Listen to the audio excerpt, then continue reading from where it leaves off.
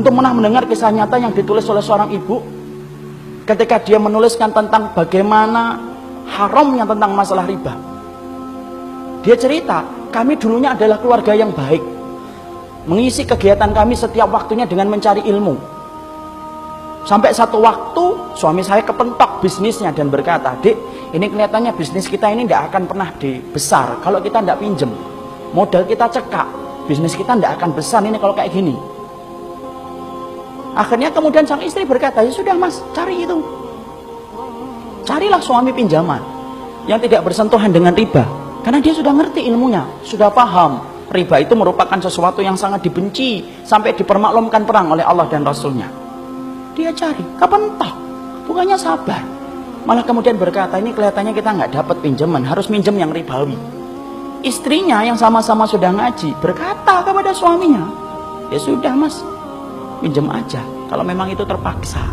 Nah kita ini gampang sekali ngomong darurah. Nanti tutup dengan sholat, banyak sedekah. Riba mah tidak bisa ditutup dengan sholat dan tidak sedekah. Emang antum kira dengan kemudian riba setelah itu sedekah, kemudian sedekah antum diterima? Tidak diterima sedekah orang yang dari riba.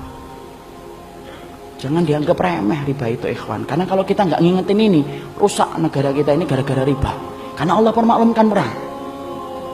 Akhirnya singkat ceritanya kemudian akhirnya bersentuhan. Mereka ngerti ilmunya tetapi tidak mampu menampik lambean pinjaman ribawi ketika itu begitu menggiurkan.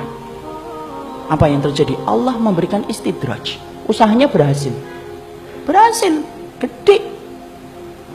Maka kemudian sang istri bercerita ketika usahanya semakin besar, maka kegiatan kami yang setiap harinya mengkaji, mendatangi majelis ilmu, kemudian jarang kita datangi. Karena kesibukan kami untuk kemudian mengatur bisnis kami. Suami saya kemudian mulai jauh dari kajian ilmu. Suami saya kemudian mulai menjauh dari panggilan sholat dengan alasan sedang rapat ataupun sedang nganter barang.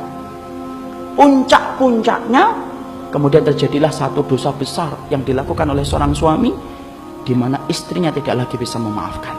Ingat ikhwan, seorang suami kalau sudah melakukan dosa besar, istri punya hak meminta pisah dari suaminya, dan itu syar'i.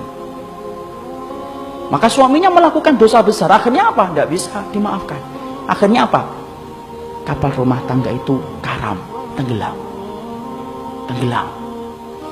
Yang menarik adalah ketika sang ibu menuliskan kisah nyata itu, saya baca, beliau mengatakan, saya tidak menyalahkan suami saya tidak menyalahkan bisnisnya, tapi yang saya salahkan adalah ketika kami sudah sibuk mengkaji ilmu, kami ngerti riba itu haram, tapi ternyata kami tidak mampu untuk meninggalkan, padahal kami tahu dosa yang dipermaklumkan perang di dalam kehidupan itu cuma satu dosa riba, dan kami berani mengambil itu. Sampai kemudian akhirnya Allah memberikan musibah dalam kehidupan.